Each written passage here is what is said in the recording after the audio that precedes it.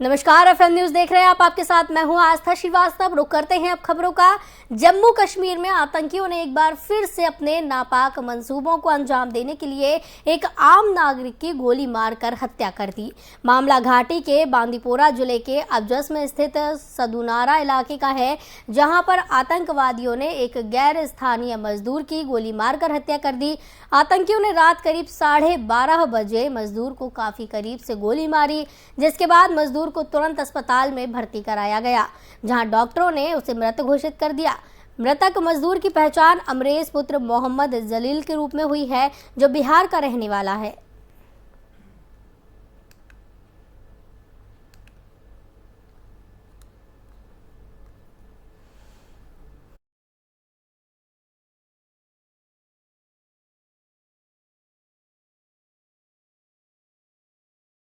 प्रधानमंत्री नरेंद्र मोदी ने पूर्व उपराष्ट्रपति एम वेंकैया नायडू की विचारधारा को लेकर प्रतिबद्धता की प्रशंसा करते हुए कहा कि इस कारण से वे एक ऐसी पार्टी में शामिल हुए जिसकी उनके राज्य आंध्र प्रदेश में मामूली उपस्थिति थी।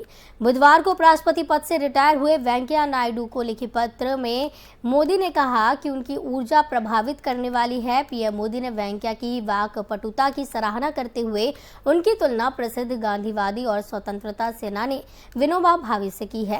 पीएम ने कहा, वे जानते थे कि यथोचित शब्दों का उपयोग करते हुए किसी चीज को सटीक तरीके से कैसे कहा जा सकता है।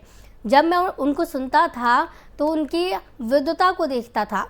आपके अंदर श्रोताओं को मंत्रमुग्ध करने और चीजों को साधारण तरीके से कहने की क्षमता है।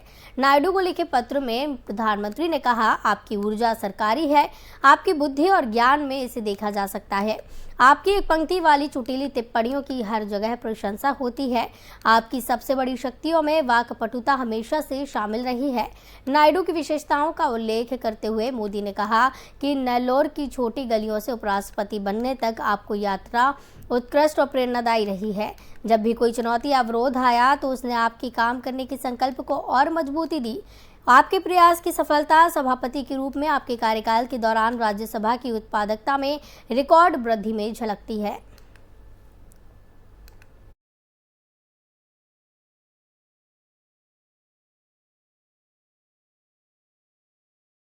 देश में मुफ्त की रेवड़ी या सौगात पर छिड़ी बहस में वित्त मंत्री निर्मला सीतारमण ने भी एंट्री कर ली है।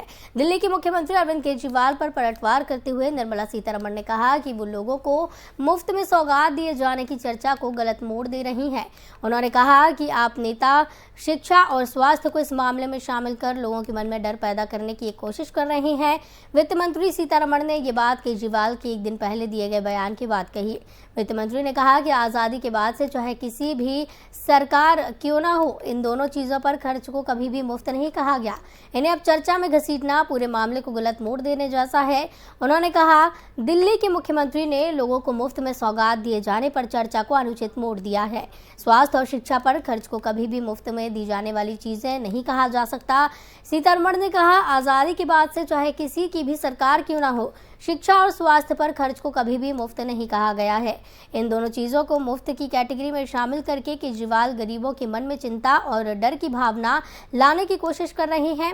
सीतारमण ने कहा कि इस मुद्दे पर सही तरीके से बहस होनी चाहिए और इसमें सभी को शामिल होना चाहिए।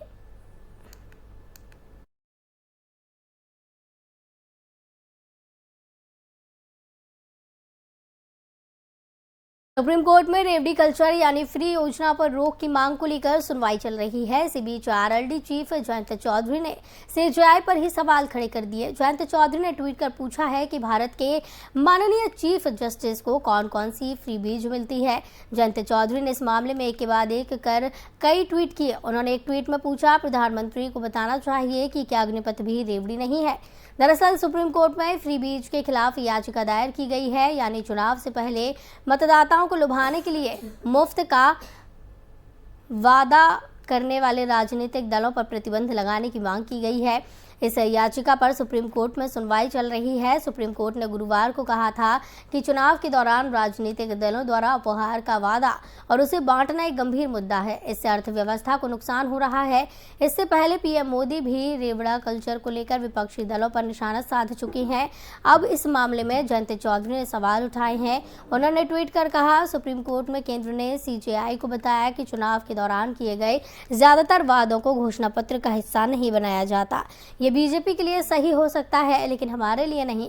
विधानसभा चुनाव में रैलियों के दौरान किए गए सभी वादों को हमने घोषणा पत्र में शामिल किया था।